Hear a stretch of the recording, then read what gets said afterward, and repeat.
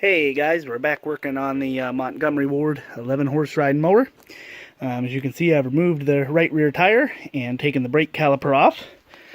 We'll go take a look at it here. So I've already torn it down and I've cleaned it up as well. Looking at the brake pads here, there's actually a good bit of life left on the pads, the camera focus. So I think the reason the brakes weren't working so well is because they were just seized up.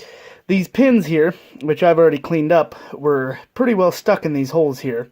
So I'll show you what I did is I just took a really good fitting drill bit. Obviously I'm not trying to hog out the holes, but I also wanted to clean the corrosion. I drilled out the holes, and then I took just some sandpaper and sanded these pins down, and so you can kind of see, I'll show you. They drop clean through with no resistance. That's what you want. You want them to have a good fit. Now what happens is this piece here goes on here, and then this washer and nut go on here. So what happens is when you actually actuate the brake pedal on the mower, this lever turns. And as you can see from the side view there, because it's bent down here, that pushes those pins against this little metal piece, which thereby pushes the pad into the rotor. I've dealt with these systems before. They're really common. In fact, my Craftsman, which is, I believe, about a 2007 model, uses, actually, I would say, the exact same system. Most common problem I find with them is actually corrosion. You know, and just like I said, those pins corrode up. Most tractors have a spring on the brake pedal, so you might not notice any difference when you're pushing the pedal, but you're not actually getting any pad movement, and so it's not stopping. So what I think I'm going to do is I'm just going to hit that pad with a little bit of sandpaper there to take some of the glazing off, and then I'm going to put this back on the mower and test it and see if it works better. These little pads are available online to buy. I think they're about $10 for, there's two of them. There's one that goes in the caliper, then there's one that sits on the back side. So if it doesn't work, I probably will just go ahead and order a couple of new ones to put in there. The brake system seems to be in good shape and everything came apart without breaking.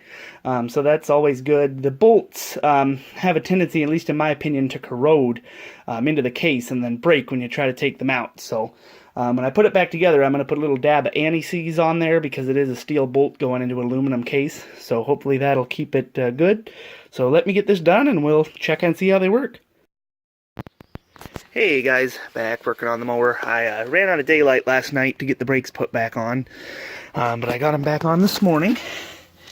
As you can see, there's that caliper. You can see the lever there. That rod at the top comes from the brake pedal, and then this spring back here connects back here just to hold the lever back. That nut that goes on that lever there is kind of used as an adjustment, kind of control how close the lever sets to those two pins that actuate the brake pad. I've got it in. I've got everything set back to what I think should be pretty good.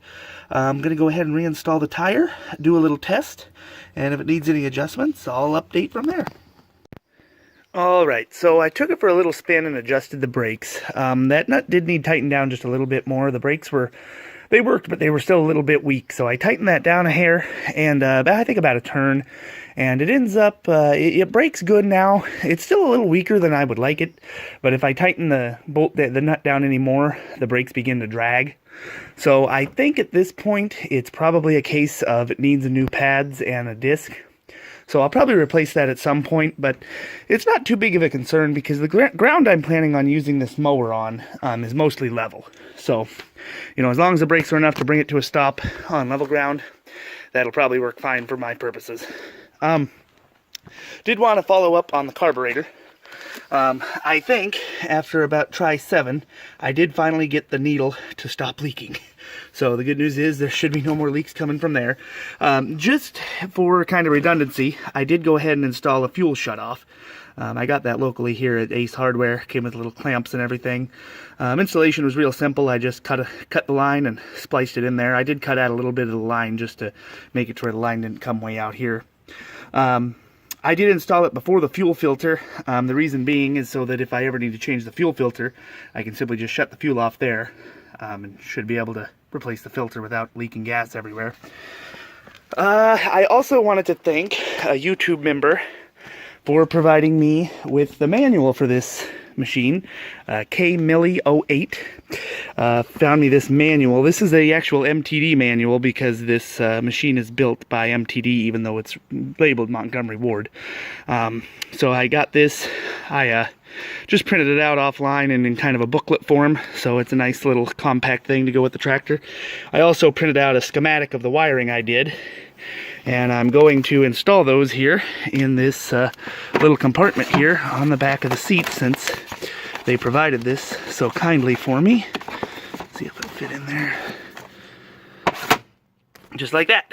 So now I'll always have the manual with me whenever I go, in case I need to look up a part number or something like that. So the only thing else I really have slated is I want to try to tighten up the steering, see if I can get the steering a little tighter. And then I think later today, I've got to go do a little project here this morning, probably take a few hours, but I want to do some mowing this afternoon. And I think I'm going to put the GoPro under the mower and see if I can get a shot of the belts running. So stay tuned for that. Here, and so kind of working on the steering here, and I know the steering is not necessarily perfect on this machine. It's a little loose, but I'm hoping if I can get all the play that I can out of it, it'll be better. It might not be perfect, but at least it'll be better. So I noticed that this joint here, which comes from the steering mechanism and hooks to this right side tire assembly here, is pretty loose. I'll turn the wheel and show you. You see how that moves back and forth? And what it looks like is it's actually just loose, I believe, from this arm here. You can see there's some movement there. So I'm going to try to tighten that up and just see if I can get that to be a little better. Alright, so what I simply did is just took a wrench and put it on that top nut, and then a wrench on the bottom nut, and tightened it up. And it did tighten up a fair amount. I don't know, I'll move the wheel here. You can see there's still a little bit of play where the rod connects, but nowhere near what there used to be. And actually, this is actually a lot better. It's a really noticeable difference. So I'm hoping that's going to make a big difference in the steering.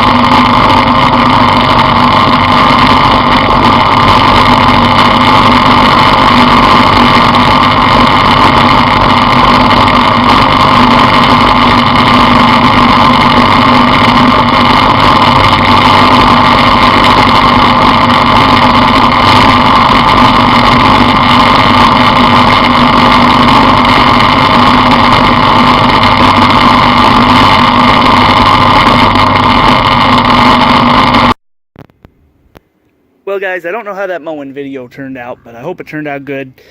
Just got done mowing. Everything on the mower seems to be running good. Don't have any complaints at this point. So got the brakes working good again. Got the steering a little better. It's actually what I would consider to be pretty good, especially for the age of the mower. The only, I guess you could say, item that I didn't get resolved yet is just still the key not turning the engine off. Due to the fact it is a big job to pull the front off to get to the top of the engine, I think it's probably going to wait until I have another excuse to take the top engine cover off. It's real easy to run it down with the throttle and install it, so it's not really a concern. It's easy enough to shut off, and it works for the time being. So I will leave you guys with a little bit of a blooper video for the portion where I was mowing, where you could see the mowing. The camera actually fell off the front of the mower. Thanks to my cat-like reflexes, I did not run it over and destroy it, so I thought I'd leave you with that. And just in case anybody was curious, the reason I was mowing backwards or clockwise was to keep the grass from getting on the road there. So if anybody has any questions, comment, email, let me know. Otherwise, till next time.